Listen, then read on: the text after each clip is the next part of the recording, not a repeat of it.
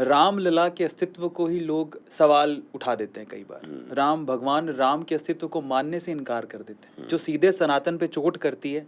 हम जैसे हिंदू जो कि बचपन से ही उनकी कहानियां पढ़ के सुन के बड़े हुए हैं, उन पर चोट करती है, उनको क्या जवाब देना? जिनको अपने अस्तित्व के विषय में खुद ज्ञान नहीं है, जिन्होंने अपने सेल्फ को डिस्कवर नहीं किया है, जो केवल इसी चमड़े, कपड़े और पद प्रतिष्ठा को सब कुछ मानकर बैठे हैं, इस नश्वर 80 साल के जीवन को ही शाश्वत मानकर बैठे हैं। मदालसा माँ के 8 वर्षीय बेटे अलर्क की तरह जो बचपन से ही आत्मज्ञानी नहीं हैं, उनके द्वारा ऐसे प्रश्न उठाया जाना बहुत समीचीन है।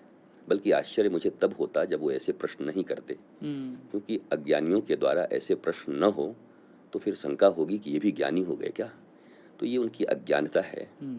वो मटेरियल लाइफ को ही जी रहे हैं और अपने मटेरियल लाइफ में अपने किसी वोट बैंक के कारण स्वयं शायद जीतना हो, बेटे बेटी को कहीं जिताना हो, इसके कारण वो राम के अस्तित्व को नकार रहे हैं। राम के अस्तित्व को नकारना, अब वो कहते हैं भगवान थे कि नहीं थे ये कौन जानता है, तो परदादा थे कि नहीं थे कौन जानता है। हमारे दादाजी के दादाजी को हमने तो नहीं देखा, पर हम स्वीकार करते हैं कि वंशानुक्रम में हमारे पिताजी हैं तो उनके भी पिताजी हैं, उनके भी पिताजी हैं, उनके भी पिताजी हैं। वैसे ही राम कोई मिथ नहीं है, माइथोलॉजी शब्द ये ग्रीक है, ग्रीक वर्ड है, इंडियन नहीं है, भारत का नहीं है। तो माइथोलॉजी तो भारत में होता ही नहीं, मिथ है ही नहीं भारत में। ये गोल्डन हिस्ट्री है भगवान। और भगवान इस धराधाम पर आए और उन्होंने कभी घोषित नहीं किया कि मैं भगवान हूँ। जब लक्ष्मण जी को बाण लगता है तो वो कहते हैं डॉक्टर खोजो, नहीं तो मेरा भाई कैसे बचेगा। वो मनुष्य को ये सिखा रहे हैं कि मनुष्यता के रूप में इस पृथ्वी पर आकर आपको जिस जिस चीज़ की ज़रूरत पड़ेगी आप उनको ज़रूर करना। आप अनावश्यक किसी चमत्कार पर भरोसा मत करना। हाँ, अगर आप पॉजिटिव हो, सत्य के पथ पर हो, तो दुश्मन की नगरी में बैठे हुए भी दुश्मन का डॉक्टर ही आकर के इलाज करके चला जाएगा। रावण का वैद्य आया, सुशील।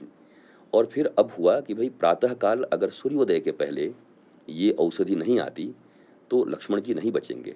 अब हनुमान जी को भेजा गया, अर्थात मेडिकल हॉल में दवाई लाने के लिए। भगवान ने हम मनुष्यों को ये प्रेरणा दी है अपने एक एक कदम पर कि हम मनुष्य हैं और मनुष्य की सोच और मनुष्य का लक्ष्य अगर ठीक हो तो चमत्कार यही है कि सब कुछ घट जाएगा उसके जीवन में जी। परंतु अगर बैठे बैठे किसी चमत्कार की आशा में हैं या आप ऐसे कुछ, देखिए दिव्य शक्तियों से मैं इनकार नहीं करता, दिव्य शक्तियाँ होती हैं, लेकिन ये दिव्य शक्तियाँ कितना फ्रॉडिज्म का भी कारण बनी हैं इस देश में और दुनिया में। कितने लोगों को छल लिया गया है इसके कारण, और कितने लोग अपने भीतर की अनंत ऊर्जा जो ईश्वर ने उन्हें दी है उस ऊर्जा को इग्नोर करके किसी एक बाह्य चमत्कार की आशा में बैठे रहे और अपने मानवीय जीवन का दुर्दशा कर लिया उन्होंने। वो बड़े दीनहीन की तरह जीते हैं, परेशान रहते हैं, स्ट्रेस में रहते हैं। तो भगवान राम ने प्रति कदम पर यह दिखाया हम मनुष्य हैं, वी कैन डू एनीथिंग, हम कुछ भी कर सकते हैं। भगवान महावीर इस देश में ऋषभ देव हैं, उसके बाद जैनिज्म चला। महावीर का एक बहुत बढ़िया बात आपको सुनना चाहिए कि जब हम कोई विचार करते हैं तो 50% वो काम हो जाता है। बोले तुमने सोचा और 50% वो काम हो गया जी। अर्थात जो बात विचार में आ गई वो आज नहीं तो कल पूरा होगी।